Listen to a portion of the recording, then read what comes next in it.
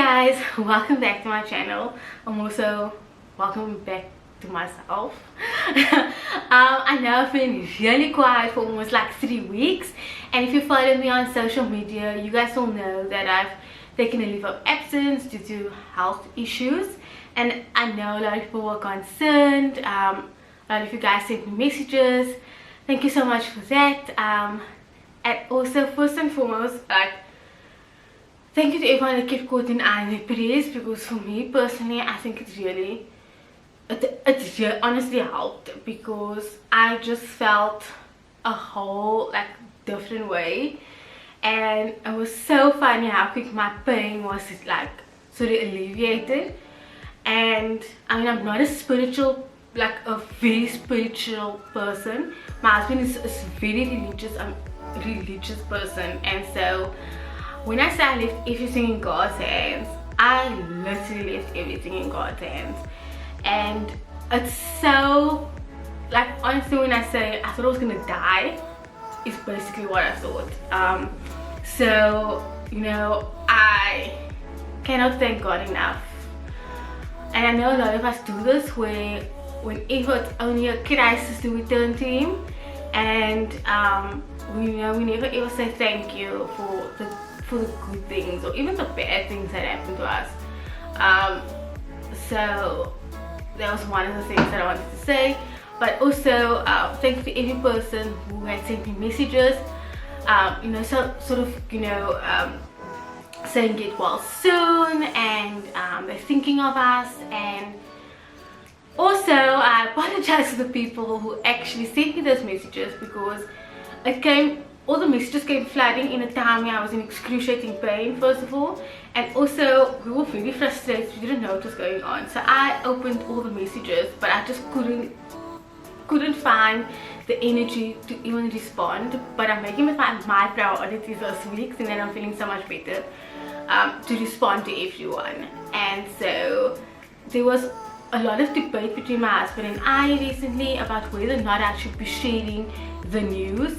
Like I said, I obviously shared it with close family and friends, and I was like, you know what, I would rather tell you guys what was wrong with me and what is still wrong with me. And because the symptoms were so common, other than the one symptom which I will mention now, and a lot of you guys will catch on, but it was so common, and it took a week and a half before I was properly diagnosed with what I have. So I have something called viral hepatitis A, and a lot of people will know what hepatitis is. A lot of people actually did not know what hepatitis is, and it's okay. There's so many different diseases and illnesses out there, you just honestly cannot keep up. But hepatitis is sort of a inflammation, infection on your liver, and one of the main symptoms that sort of come with it is that your eyes go yellow. And my eyes only went yellow sort of a week after I was in excruciating pain. How you get it is basically you are highly contagious, and so I could have only gotten it from someone who had it. Now I don't know anyone who has it, and it's so difficult to say who I got it from, because if I look at what I've done prior to me being ill, I was at Boulders and at Mambo's, and mostly spending a lot of my time in the mall, so I could have gotten it from anyone. That's basically how you spread it, is from being in contact with someone, because you are highly contagious. And also one of it is contaminated food or water, which is unlikely, because then my husband would have gotten sick because we ate the same things. So and I mean, there's things like unused needles, etc., but I was not in contact with any of those. So the only way I could have gotten it is through someone who had it, maybe walked past me who had it, anything like that. There's no treatment for it, which was the funniest thing. I was like, there's no treatment for it. The only treatment is drinking lots of water, and avoiding dairy. I can't eat any dairy. I can't eat anything that's oily or that's got excessive fat on it. So it's just sort of drinking full on water and eating vegetables and fruits. And obviously I'm very fortunate that my mom got this air fryer for us because she doesn't use any oil. So I just pop in like chicken breast or chicken fillet and it doesn't use oil, so that's a good thing. And yeah, that's sort of basically it. The symptoms that I have at the moment, obviously everyone is different, is that my eyes are yellow, but it's now clearing up. I have diarrhea. My pee is sort of very dark. I never had a loss of appetite, which is the funniest thing. I never had a loss of appetite. And you feverish, mine has sort of gone down, and my abdominal pain is no longer there.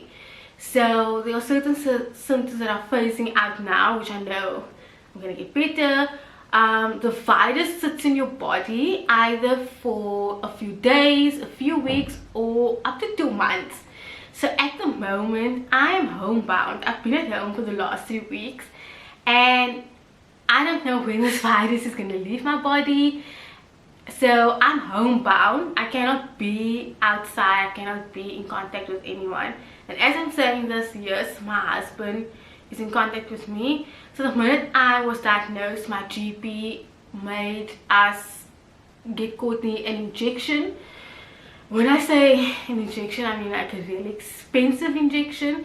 It's like an immune, it's like, I don't know what it is exactly, but it's like an immune one. And this injection costs like 1,800 rand. And luckily his medical aid paid for it, so you know, it did not come out of my pocket because I didn't have medical aid. So all my medical bills I'm paying out of my savings. At the moment, it's like I said, it's vital. Is it vital or virus? I don't know.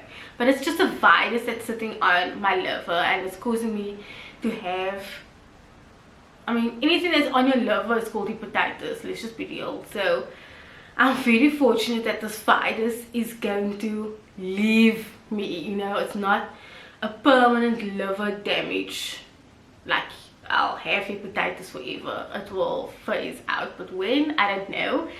So I go for blood tests like every second or so a day. I've got one this afternoon, and yeah, that's kind of what I am at the moment.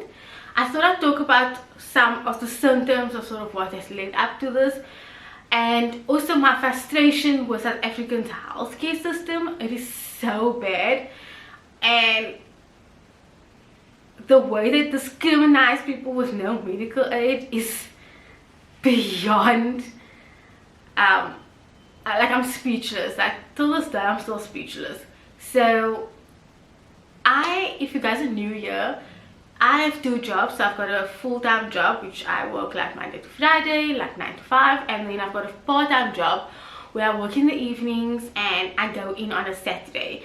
So this one Saturday I went in, I was feeling very, like, I was just feeling off. So I had like a really, I had a really bad headache, and also my body was like hot and cold. It was like doing this heavy, like this tingling feeling, and I thought I'm either getting like a cold, I'm getting a flu. It was very much flu-like symptoms, and they say that's one of the first signs of you getting hepatitis. Obviously I didn't know that, and none of us will know that. And so I phoned my husband. I was like, listen, before you fetch me this afternoon, just like fetch some like Carenza C, for example, which he did. And we did like shopping, but I never got out because I was so ill that I just couldn't get out. And I ended up taking the Carenza C and I ate, which is funny. And then the following day, which was a Sunday, I was like, this is no longer flu or cold, because I full on got abdominal pain and I was feeling bloated. So I thought to myself, maybe I'm getting constipated. Like, it was like symptoms of that nature. And I was like, cool, you know, I'll just have to wait it out. But the pain was there, it was sitting there. And then I don't know what happened the Sunday evening, but the Monday morning I was in so much pain. My whole, like, when like your whole stomach area is just sore, and I was like, I cannot go to work. So I ended up not going to work. And then it got to a point where, like, this whole area, so like this whole section was like so sore, and then right under my breast area was like extremely, like, I was in pain, guys. I couldn't walk, I couldn't stand, I didn't have to sit.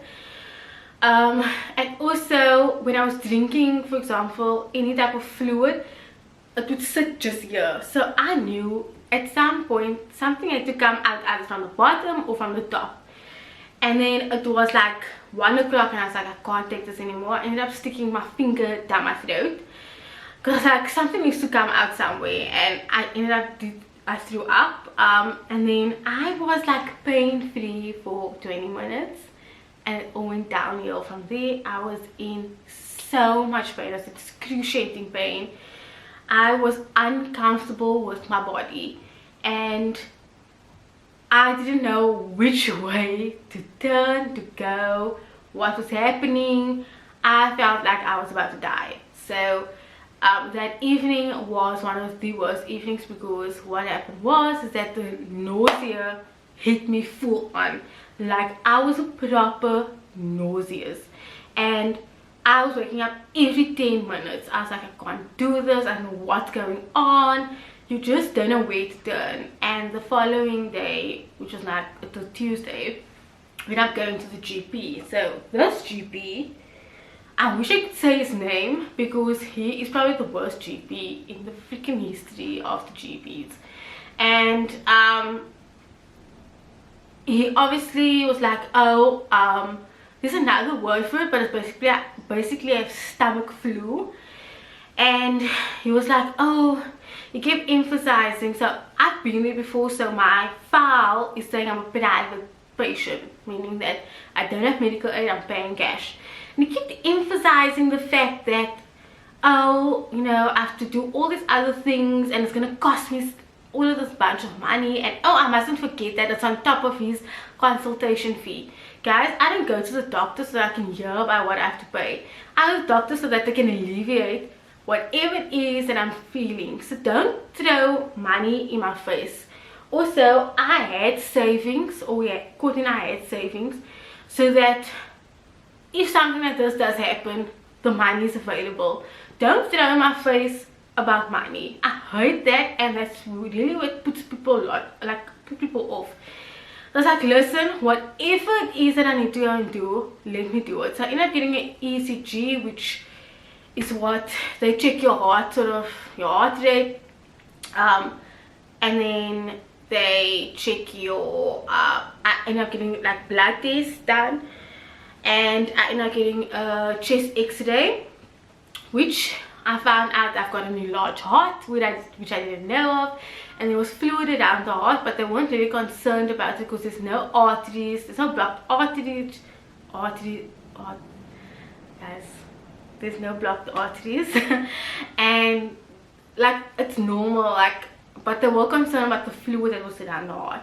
And then it just says, oh, we can do nothing, there's nothing more I can do for you, you'll have to go to a public hospital, and they'll have to do an ultrasound. Guys, he gave me no pain medication. He kept emphasizing on the fact that I have to pay for all of these things. I don't mind paying for stuff, but don't do that. And I'm sitting here in excruciating pain, you're telling me I've got stomach flu, and you still gave me no medication for it. So here I am, off paying this massive bill, which is all good and well, I don't mind, but you still gave me nothing for the pain. Like, I'm still dying. I feel like I'm dying. So I ended up coming home, and then we literally like packed the bags. I know how this public hospitals works, and guys, if you ever go to public hospitals in South Africa, they are the worst.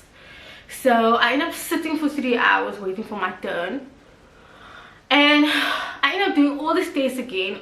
Even after I got a referral letter saying that I've done all these other things. They made me do all the stuff again, getting an ECG done, getting blood tests done, doing this, doing that, and all I wanted was an ultrasound. So the person who did my ultrasound, guys, this is so annoying, was that she sat on her phone like this and she did my ultrasound, and she just goes on her phone.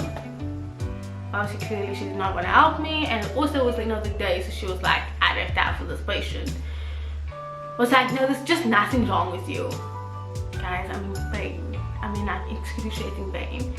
Nothing wrong with you, I'll just give you this bunch of pills that she did not explain to me what they're for, and off you go. It's 5 o'clock already. So anyway, ended up coming home. My parents arrived, and my father, who had different heart issues, and they've gone to like so many hospitals throughout the years that a lot of parents know what certain medication is for. And he was like, what is this? I was like, I don't know what this is. I'm taking it all just to alleviate some pain in some way. He was so flabbergasted that this is the type of medication they gave me. So I ended up taking the medication, and the next day my gums had holes, like this, like top part here had holes in it. I've never had an allergic reaction to like medication. I had gums in it. My body was full of pimples and my eye went swollen. Guys, this is a hospital who gave me whatever pills they wanted to do and just didn't give a crap about it. So I stopped taking it immediately because I was like, I don't know what this pills are going to do to me. And my mom gave me pain medication. She was just like, just use this pain medication. And basically I ended up self-medicating myself of the pain, all these bills, and nobody helped me. So it went on for a few days of like just trying to alleviate the pain, trying to get rid of the nausea. And then Friday came, and my mom was like, Stephanie, you go to every private hospital you can think of. So off my husband and I went to every private hospital you can think of. Nobody would help me. They turned me away by the door. They were just like, ma'am, do you have medical aid? But I was like, no, we can't help you. They would not help me because I had no medical aid. I was just like, somebody help me. Like, nobody would. We ended up going to like, I don't want to say the name because I just don't want to get like in some legal battle or whatever. I ended up going into town, and they were just like, oh, we need a referral letter. So here I am phoning my GP, asking for a referral letter, and they just would not help me, guys. This GP did not phone me to ask me. After he gave me the first referral letter, he did not phone me to ask, how are you, what did they say, etc, etc. He was just like, he got his money and that was it. Now that for me is just so bad, and that's why we have such an issue with the healthcare in South Africa, because nobody gives a damn about you, and everything is just a money making scheme. And so it really put me off because he did not want to rephone me. And so we were waiting for 2 hours, waiting for a referral letter from our GP, and then eventually they sent me this like weird letter. They're like, no, and they also sent my x-rays to this really like to Marthinus and Partners, who does all like these scans on you and whatever. And then I was like, why would you do that? It just didn't make a lot of sense. So they ended up telling us, no, even if you do have a referral letter, we still can't help you. So I sat there for 2.5 hours and I threw a massive scene, because at this stage you're so frustrated and all you want is help and no one wants to help you. So I phoned Norton and Partners, and I'm saying this name because there was nothing wrong with him. So I phoned them, and the woman, she could hear my voice. She's like, ma'am, this is like the admin side, but I will really help you, and they can see on the system if my stuff had been seen. She phoned me back in half an hour. She's like, ma'am, your GP did not send anything to us. I was like, oh my god, this GP is the worst. I wish I could say his name, but I just can't. And I would not let anyone go there because it's the worst. So anyway, so we ended up going to my mom's work the afternoon. She was like giving me a whole bunch of stuff, and she was like, Stephanie, your eyes are yellow. So that's one of the first symptoms of like hepatitis or anything that's wrong with your liver. I was like, no, it's probably some medication I took that makes my eyes like that. And then throughout the weekend, my husband, he was working, and he, as at this point, he's so exhausted. So I felt so sorry for him. I ended up staying with my parents the weekend, and you know, none of them mentioned my eyes, and I didn't even go on about the fact about my eyes. So the second time so when we got home the Monday morning, I was like, oh, I'm going back to work. Even though I wasn't feeling all that 100%, I was just like, let me just go back to work. And I woke up and Courtney was like, your eyes are really yellow, Stephanie, like there's something really going on. And I was like, oh gosh, what now? And I was like, I still brushed it off. And then when I got to work, my colleague was like, Stephanie, your eyes are yellow, is there like a reason why, etc. And I was like, oh my gosh. So I ended up phoning the same, so there's a hospital, or I want to say like a clinic that's got various GPs. So I was like, listen, I was there, but I don't want this GP, I want a different one. I requested for a different one, and I went there, and he was just like, oh, we can only see you the following day. So I was like, it's cool, it's fine. I ended up going there, and that's when he was like, listen, you've got hepatitis, and the stuff that I was going through was leading up to this, which means the virus had been sitting in my body ever since day one. So yeah, that's kind of what I was going through. I'm still really upset with the way that they treated me. Like, I live in the southern suburbs, so I went to all these southern suburbs private hospitals, and they just would not help me. And the fact that I have medical aid doesn't mean that you just throw people to one side. Yes, I did not have medical aid, but I was still willing to pay my odds. I had to sell something, like I had to sell my TV in order to pay medical bills. I would do so. But don't treat me as if I am just a nobody. Like, that's what irks me the most. And now obviously I'm forced to get medical aid, which we were planning on doing, but I needed to get my documents. I don't have my new ID yet. It was my new legal name, legal surname, but so I can't do all these various things. So once I can go out into the world, I will definitely, that's one of the first things I need to do. But gosh, the things that I had to go through, there's so many GPs out there that just do not care. They don't follow up with their patients. All they care about is making that bucks that they probably have, like a target, I don't know, at the end. Like, and even these public hospitals, they just don't care. And then you see all these horror stories on Facebook, and you're like, oh my gosh, I hope I do not go to a public hospital. And the fact that she was on her phone, she just gave me these pills, I ended up getting this allergic reaction, which could have been far worse than what it is.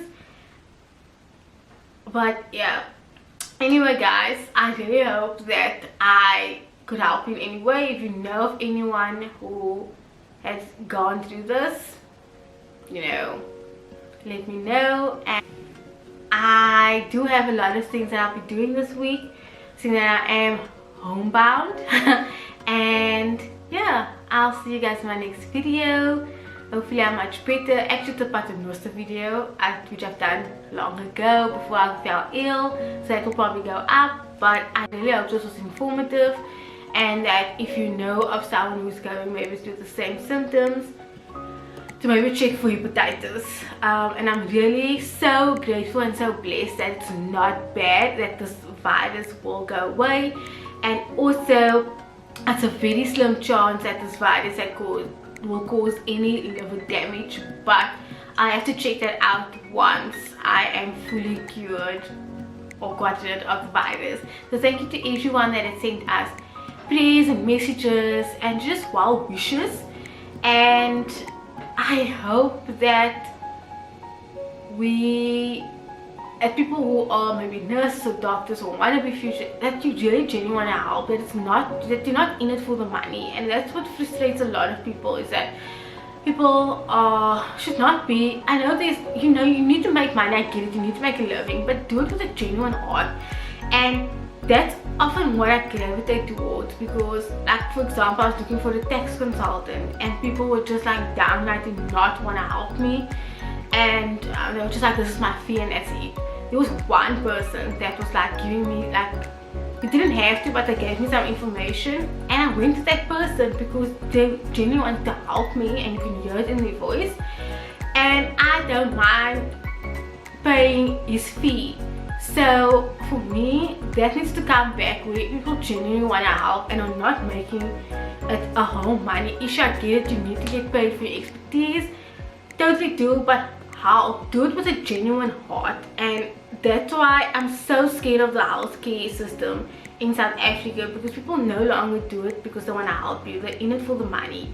And it's so rare. Like my new GP, he literally phoned me every single day. He phoned me, he's like, Stephanie, to come for blood test, Stephanie, how are you doing? Like, that's what he did. And I was like, I don't mind if this guy's fee goes up double. The fact that he phones me and he asks me how I'm doing, what's going on, you know, Stephanie to come for blood test, Stephanie to do this, that means such a lot to me, because he knows that I'm willing to pay. So I just want to put that out there. Also, I hope that this virus is gonna leave me really soon. And guys, enjoy your day, love life to the fullest, because honest to God, when I had hepatitis, the first thing I told my husband was, I need to get a will, I need to get stuff in order. And it was such a trying time for Courtney and I, because I was just talking about death as if I was gonna die, like drop dead, like just here. And he was like, why am I talking about death? So yeah, difficult time for us, and I'm just so blessed that it's a virus and that it's gonna go away. So thank you guys for watching, and I hope to see you soon in my next video.